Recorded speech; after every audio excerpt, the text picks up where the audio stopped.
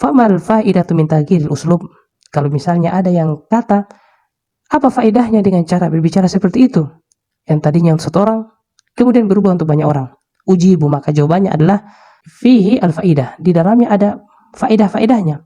Annal faidata min zalika, adapun faedah-faedahnya adalah yang pertama at-tanbih, untuk peringatan. Istanbihul mukhatab amrun matlubun lil mutakallim. Peringatan dari yang berbicara kepada yang diajak berbicara, ini sesuatu yang disukai, yang diinginkan oleh yang berbicara, yaitu Allah Subhanahu wa taala. Wa hadha hasilun huna bi taghyiril uslub. Dan hal seperti itu mencapai maksudnya dengan cara berbicara Allah seperti ini, bahwa Nabi SAW diajak berbicara, kemudian maksud dan tujuannya untuk Nabi dan untuk seluruh umat, untuk seluruh manusia.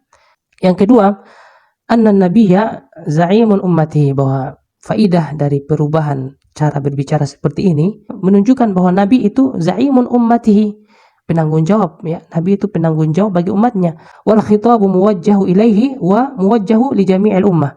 Maka yang diajak berbicara itu tentu kepada Nabi, juga kepada umatnya, kepada umatnya. Yang ketiga, al-isyaratu ila anna ma khutiba bihi ar-rasulu sallallahu alaihi wasallam fahuwa lahu wal ummatihi, fahuwa lahu wa li ummatihi. Yang ketiga, ini isyarat dari Allah Subhanahu wa taala bahwa yang diajak berbicara adalah Nabi sallallahu alaihi wasallam. Dan ini berarti untuk Nabi, dan juga hukumnya sama untuk umat Nabi sallallahu alaihi wasallam. Illa ma dalla dalilu ala annahu mukhtassun bihi, kecuali memang ada sesuatu penjelasan, ya, bahwa ini khusus untuk Nabi, maka itu berlaku khusus untuk Nabi. Kemudian yang keempat adalah wa fi hadhihi al-ayatil khassah, dan khusus pada ayat ini, al-isyaratu ila anna an-nabiyya sallallahu alaihi wasallam marbubun la rabbun. Itu isyarat bahwa Nabi sallallahu alaihi wasallam itu diatur, bukan dia yang mengatur. Ya, bahwa Nabi sallallahu alaihi wasallam juga adalah hamba yang diatur oleh Allah, dan Nabi bukan Rabb, bukan yang mengurusi, tetapi Nabi juga diurusi oleh Allah Subhanahu wa taala. Abidun la ma'budun, Nabi juga adalah hamba yang menyembah Allah, bukan yang disembah. Fahuwa dakhilun fi qawlihi ta'budu, Nabi juga masuk dalam perintah sembahlah Allah, sembahlah Allah. Fakafa bihi syarfan an yakuna 'abdan lillah, maka cukuplah kemuliaan bagi Nabi, dan tentunya bagi kita juga, jika kita menjadi hamba Allah Subhanahu wa taala. Walihada yasifuhu Allah taala bil ubudiyyati fi a'la maqamatihi.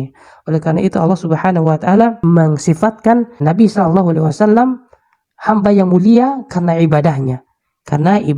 Nabi sallallahu alaihi wasallam bisa mencapai derajat yang tinggi karena ibadahnya.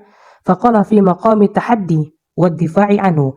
Allah Subhanahu wa taala berbicara dengan topik menentang orang-orang kafir dan pembelaan kepada Nabi sallallahu alaihi wasallam sebagai berikut, sebagaimana dalam surat Al-Baqarah ayat 23, Allah Subhanahu wa taala berfirman, "Wa in kuntum fi raibin mimma nazzalna 'ala 'abdina." Wahai orang-orang kafir, ya, jika kalian ragu terhadap apa yang kami turunkan kepada hamba kami ini, abdina, status hamba bagi Nabi sallallahu alaihi wasallam itu mulia. Allah Subhanahu wa taala membela Nabi sallallahu alaihi wasallam dengan menyebutkan hamba kami. Kemudian dalam ayat Al-Furqan, Allah Subhanahu wa taala berfirman, "Tabarakalladzi nazzala al-furqana 'ala 'abdihi." Ya, keberkahan yang telah kami turunkan berupa Al-Furqan atau Al-Qur'an kepada hamba kami, yaitu Muhammad. Ya, cukup kemuliaan yang besar bagi Nabi sallallahu alaihi wasallam dan bagi kita jika kita berstatus sebagai hamba Allah Subhanahu wa taala. Dan juga dalam ayat yang lain dalam surat Al-Isra, subhanalladzi asra bi 'abdihi, maha suci Allah yang telah memperjalankan hambanya. Mulia status sebagai hamba Allah disandang oleh Nabi sallallahu alaihi wasallam, suatu kemuliaan. Dan juga Allah Subhanahu wa taala berfirman dalam surat An-Najm, fa auha ila 'abdihi ma auha, dan kami wahyukan kepada hamba kami Muhammad sallallahu alaihi wasallam apa yang kami wahyukan. Semua ini adalah kemuliaan bagi Nabi sallallahu alaihi wasallam dengan ibadahnya, dengan statusnya sebagai hamba. Oleh karena itu, Asy-Syaikh Al-Utsaimin menjelaskan tentang hamba ini, ibadah, abid, bahwa aqsamul ubudiyah, ya, penghambaan itu ada beberapa jenisnya. Tanqasimu al-ubudiyyatu ila thalathati aqsamin. ada 3 jenis penghambaan kepada Allah Subhanahu wa taala.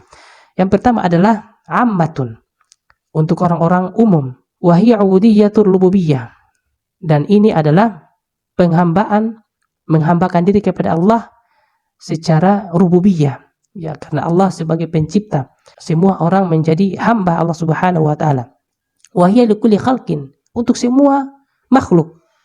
Qala ta'ala, Allah Subhanahu wa taala berfirman, kullu man fis samawati wal ardi illa atir rahmani abada. Segala sesuatu yang ada ya di langit dan di bumi, melainkan mereka akan datang kepada Allah Subhanahu wa taala abada, dalam keadaan menjadi hamba.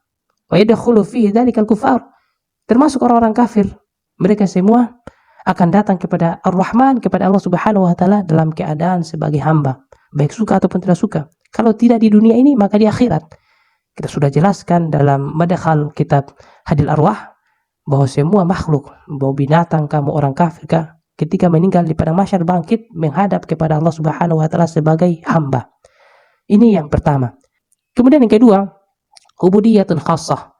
Ya, penghambaan yang khusus.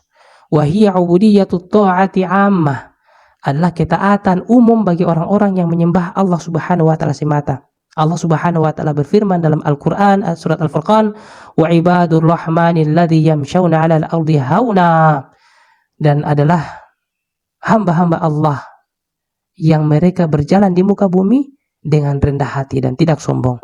Wa hadhihi ta'ummu kulla man ta'abbada Allah bi syar'ihi, atau man ta'abbada lillahi bi syar'ihi. Ini mencakup semua manusia yang menyembah Allah dengan cara-cara yang Allah syariatkan, yaitu kita orang Islam ini, yaitu kita orang Islam.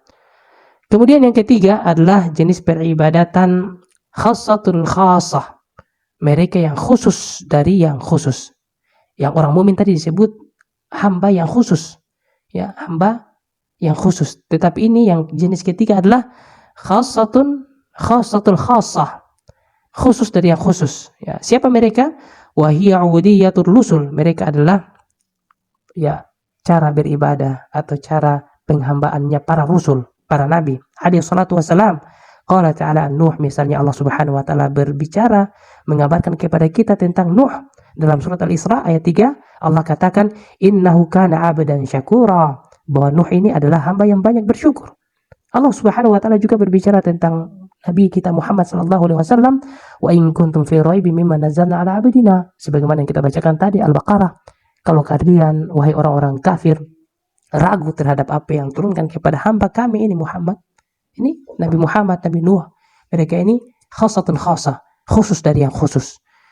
Kemudian misalnya Allah Subhanahu wa taala berbicara tentang para nabi, wadhkur ibadana, dan ingatlah hamba-hamba kami Ibrahim wa Ishaq wa Yaqub.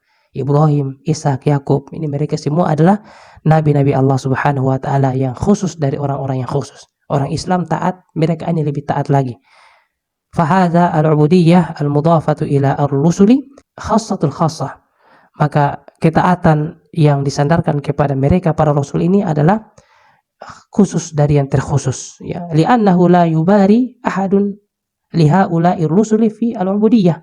Karena tidak ada seorang pun yang bisa menyaingi ketaatan dan peribadahan ini para rasul. Tidak ada yang bisa sama dengan mereka. Mereka lebih taat. Mereka yang paling patuh kepada Allah Subhanahu wa taala. Keluarga yang dirahmati Allah Subhanahu wa taala, berikutnya nanti akan kita jelaskan makna wabil walidaini ihsana dari lanjutan ayat ini. Karena sebagaimana Allah Subhanahu wa taala berfirman, wa qada rabbuka alla ta'budu illa iyyah wabil walidaini ihsana. Nanti insyaallah akan kita jelaskan pada rekaman berikutnya apa itu yang dimaksud dengan wabil walidaini ihsana. Sampai di sini dulu. Subhanakallahumma wa bihamdika asyhadu an la ilaha illa anta astaghfiruka wa atubu ilaik. Assalamualaikum warahmatullahi wabarakatuh.